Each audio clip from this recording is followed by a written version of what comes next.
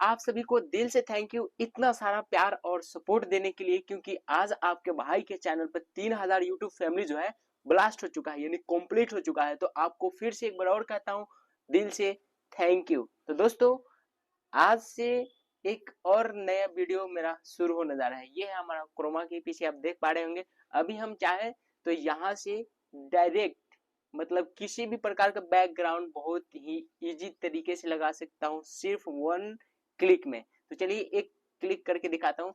तो हम 3 गिनेंगे और यहाँ पे मैं एक नेशनल हाईवे का यहाँ पे मतलब बैकग्राउंड में मैं लगाऊंगा। यहाँ पे चलिए 1 2 3।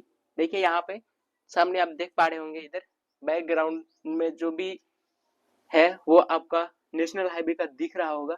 चलिए अभी मैं आपको एयरपोर्ट का दिखा देता हूँ। 3 गिनूंगा और सामने में एयरपोर्ट का भी बैकग्राउंड लगा के दिखाता हूँ। 1 2 3। ये देखिए पीछे बैकग्राउंड जो है एयरपोर्ट का है। पीछे देखिए यहाँ पे एयरपोर्ट लगा हुआ है ना।